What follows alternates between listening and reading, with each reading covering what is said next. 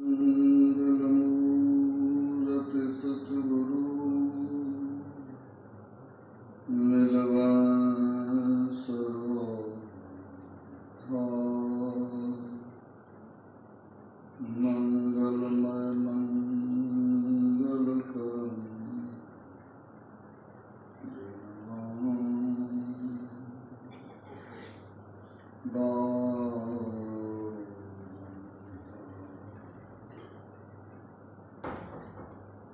परमात्म तत्व में प्रणश्यत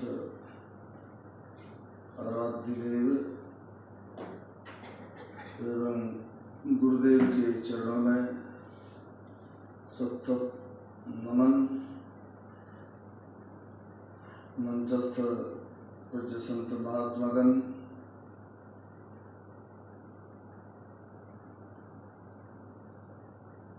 परम श्रद्धेय परम गुरु भक्त कर्मयोगी स्वामी कर्मयोगी परमानंद बाबू,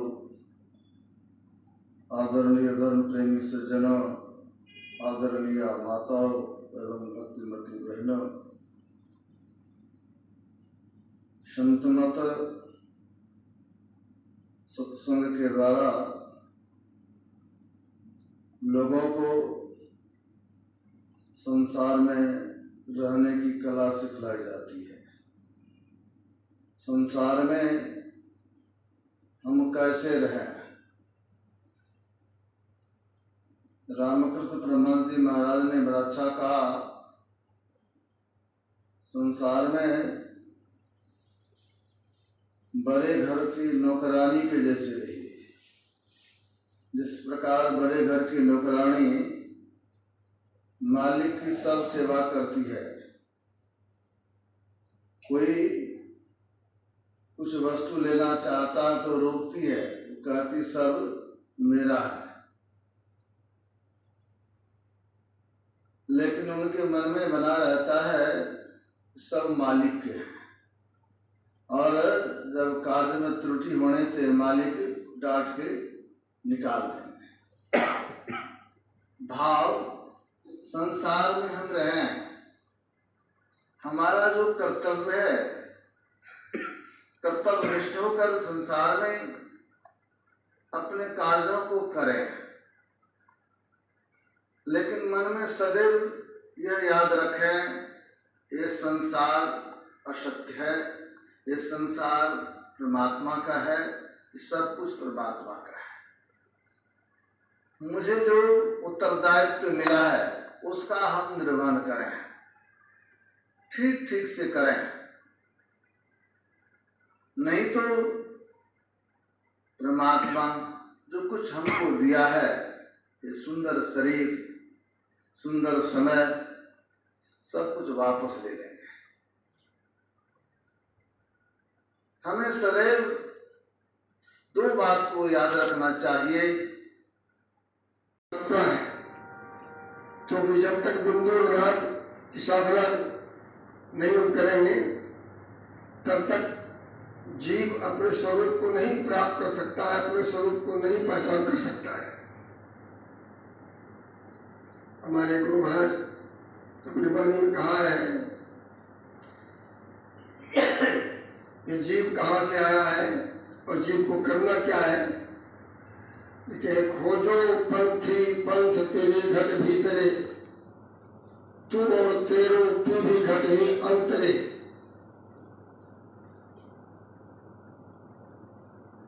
हम संसार के जितने भी सत्संगी भाई बहन सब उस पथ के राही हैं जिस पथ पर चलकर परमात्मा की प्राप्ति होती है।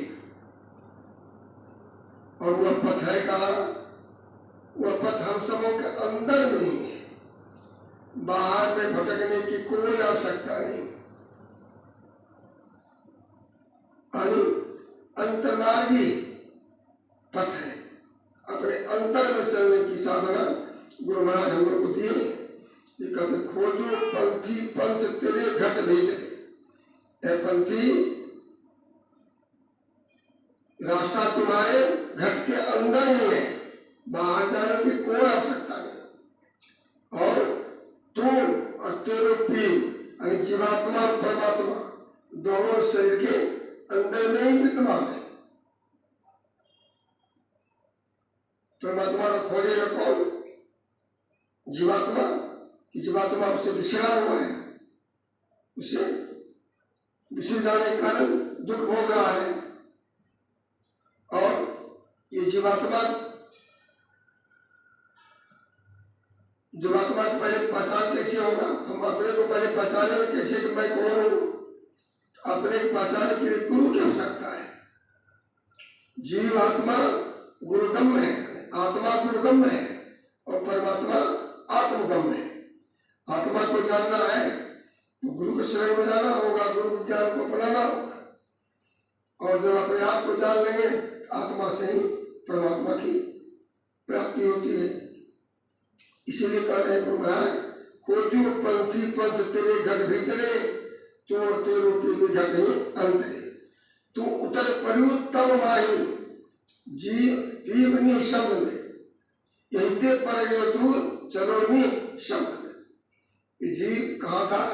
परमात्मा के साथ था, निशब्दम परम पद में था। उस परम पद से प्रभु की मौज हुई तो शब्द में आ गया, शब्द से फिर नीचे प्रकाश में आ गया, और प्रकाश से फिर अंधकार मंडल में आके दुख भोग रहे हैं। तो जैसे जैसे जीव ऊपर से नीचे आया है, साधना करके पुनः जीव को नीचे से ऊपर की ओर जाना होगा। जब तक उस परम परमात्मा में जीव का विलय नहीं होता है तब तक जीव दुखी रहेगा। इसी की साधना हम लोग गुरु महाराज कहते हैं कि नयल कमल दाम से पंथ सिद्धांत, दोनों आंखों के मध्य में जहाँ वो रास्ता है, गंगा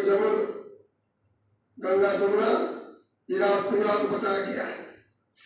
गंगा जमुना जो धार मधई सरस्वती बहे, फुटल मनुष्यवा के भाग जो गुरुगम नाई गए। इराक पिंगला के मध्य में सुषमना में प्रवेश करने का रास्ता गुरु महाराज हम लोग को बताया है।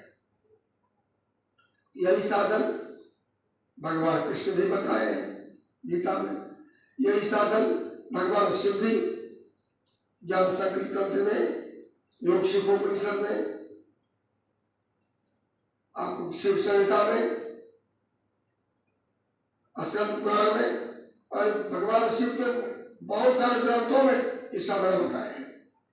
ज्ञान संकल्प तंत्र में कहे इरा तिष्ठति गंगा पिंगला जमुना नदी, इरा पिंगलोर मध्य सुषमाना चो सरस्वती, त्रिवेणी संगम तीर्थराज सौच्यते, अत्र स्नान प्रकृत सर्वपाप प्रमुच्यते।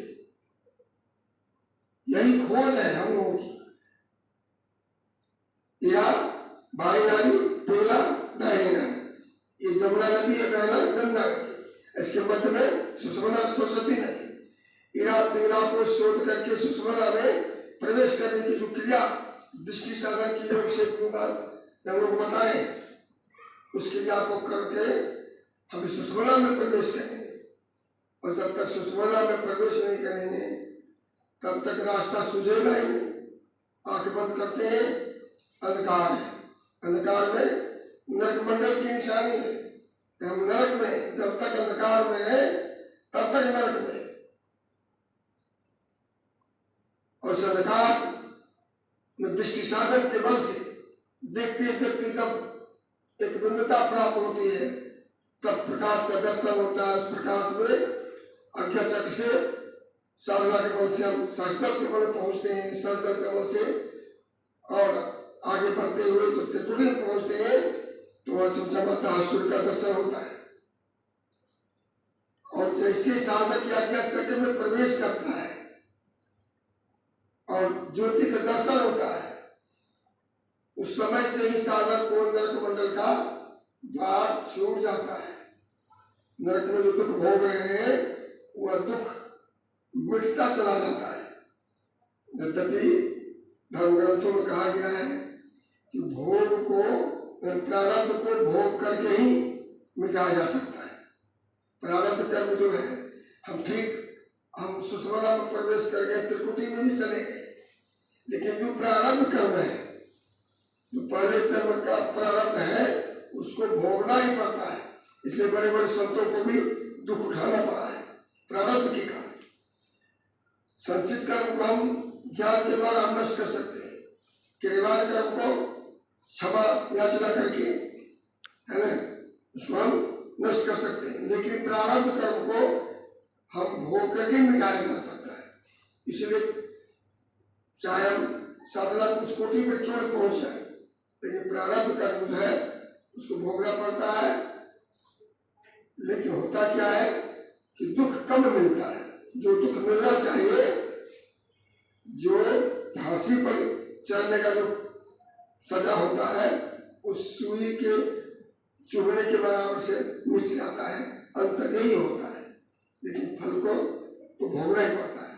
लेकिन गुरु महाराज कहते हैं कि सारे प्रारब्ध कर्मों को भोगते हुए जो साधक आगे बढ़ता है, तो एक न एक दिन सब मंडलों को पार करते हुए वो परमात्मा की प्राप्ति कर लेता है। इसी के साधन हम लोग गुरु महाराज बताए हैं। ये चार क्रिया, साधारण क्रिया देखने में लगता है, लेकिन करने में बहुत कठिनाई है ना। इसी कठिनाई पे एक बार हमारे परम आराध्य के गुरुदेव बाबा देवी साहब प्रवचन चल रहा था मुरादाबाद में। एक पंडित आए हुए थे। वो पंडित कहे कि वेद का अर्थ आकाश में लिखा हुआ है। तो बाबा देवी साहब ने कहा कि जो वेद का अर्थ आकाश में लिखा हुआ है, उस पुस्तक को मैंने पढ़ा है। वह पुस्तक एक पन्ने का है। एक पन्ना में 2 पृष्ठ है और दोनों पृष्ठ में 4 अध्याय है, और भारी इतना है कि कई इंजन उसको खींच नहीं सकता है। पढ़ते पढ़ते लोग जन्मांतर थक जाता है, फिर भी वह 4 अध्याय के पुस्तक को पढ़ नहीं पाता है। यही संतमत का ज्ञान है। सारा विश्व समुदाय क्या है, पूरा सृष्टि एक पन्ने का पुस्तक है। इसमें 2 पृष्ठ क्या बताया, एक स्थूल मंडल है और दूसरा सूक्ष्म मंडल है। स्थूल और सूक्ष्म 2 पृष्ठ है। दोनों पृष्ठ में 4 अध्याय, स्थूल, अंधकार मंडल, प्रकाश मंडल, शब्द मंडल और निशब्द मंडल। ये 4 अध्याय पुस्तक है। पढ़ते पढ़ते साधक, पढ़ते मतलब साधना करते करते अंधकार मंडल को पार करने में तो कितना समय लग रहा है हम लोग अनुभव कर रहे हैं। और अंधकार मंडल से भी प्रकाश मंडल का दायरा इससे विस्तृत है, विशाल है। और प्रकाश मंडल से भी शब्द मंडल का दायरा और विस्तार है। लेकिन जब प्रकाश मंडल में प्रवेश करता है साधक को, तो उधर की साधना बिल्कुल सुगम हो जाता है। इसलिए संतों ने कहा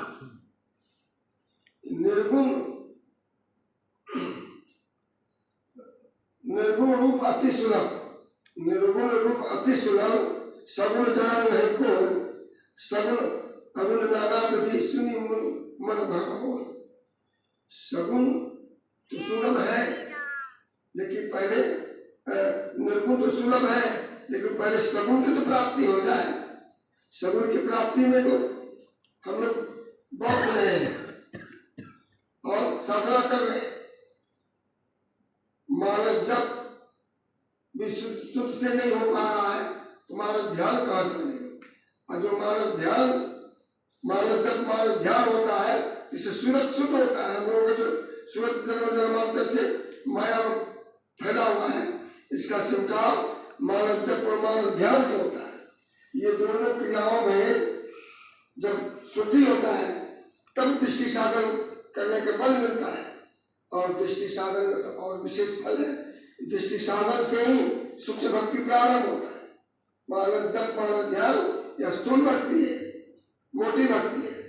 और दृष्टि साधन के द्वारा ही हम अंधकार मंडल को पार कर सकते हैं, प्रकाश में प्रवेश करें और सत्य की साधना से वह प्रकाश मंडल और शब्द मंडल को पार करते हुए निशब्दम परम पद में जाने की क्रिया शब्द का ज्ञान है। ये ज्ञान गुरु महाराज हम लोग को दिए हैं और इसी का प्रसार प्रसार हम लोग अपनी